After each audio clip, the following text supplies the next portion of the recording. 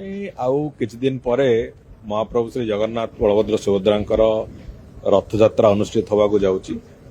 स्नान यात्रा ठू आरंभ करिकी पूरा नीलाद्री विजय पर्यंत समग्र समय महाप्रभुंकर श्री अंगलागी सेवक हिसाब रे दैतापति सेवक मानकर एक बड़ प्रमुख भूमिका सेतिरे अछि एवं से मानकर दायित्व रे ही ठाकुर रहिबे से समय से दृष्टिकोण रु केमिति कोन कले परिचालना दृष्टि रु ठीक ठाक रहिबो एवं तांकर संपूर्ण रूपे श्रृंखलित भाव में महाप्रभु रथ यात्रा अनुष्ठित हम से सबु कथा को आधार करिकी प्रति वर्ष गोटे आलोचना एभलिया भाव में हुए एवं ए वर्ष ये आलोचना को आम पुरी रे न करिकी भुवनेश्वर रे एठी आलोचना आज हेइची। समस्ते समस्तंकर विभिन्न प्रकार जो मत देइचंती कौन कले ठाकुरंकर रथ यात्रा एवं विभिन्न स्नान यात्रा टू आरंभ करिकी पूरा नीलाद्री विजय पर्यंत समस्त काम सुरुखुर रे हबो भलरे हबो एवं जो भक्त माने लक्ष लक्ष संख्यार आसुचंती दर्शन करने को से समय भितर सेमानंको पई भी सुगम हबो दर्शन ये सबु कथा को आधार करिकी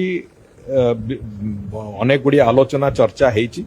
एवं तारी आधार रे जो जो परामर्श से माने देइचंती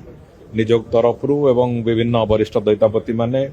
जो सब परामर्श देइचंती से परामर्श को आधार करिकी आम माने से अनुଯାयी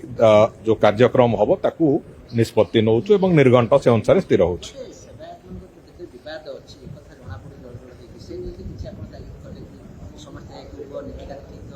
नहीं सेवायत मानक भितर विभेद केबे कौन समय रे नाही मु एक कथा तो विश्वास करेनी कि एक कथा मु ग्रहण भी करी। देखंतु विभिन्न मनीष मनीष भितर भी सेमिति हेले मत पार्थक्य अछि किंतु मोर ये 2 वर्ष भीतर अभिज्ञता एवं आगुरु भी जहाँ मुझे देखी दैतापति निजोग संपूर्ण रूपे एक श्रृंखलित निजोग निजोगर जहाँ निष्पत्ति इंडिविजुअली समस्त सेवक से कथा को स्पष्ट भाव में मानती स्पष्ट रूप से शुणती एवं से आधार रे से काम करती एवं आज पर्यंत विभिन्न समय विभिन्न वर्ष महाप्रभु रथ समय रे एक कथा भी स्पष्ट होईची जे दैतापति सेवक मानकर परस्पर भितरे संपर्क भल थिबा कारणरू ए पर्यंत सबु बेले रथ यात्रा रे तांको जोगु कोनसी प्रकार विशृंखला केबे भी हेई नाही तेणुकरी कोनसी प्रकार विभेद नाही एवं समस्ते एक मन एक प्राण हेकी महाप्रभुଙ୍କ सेवा करंती एवं ए वर्ष भी करिवे बोली से बड़ी भाबरे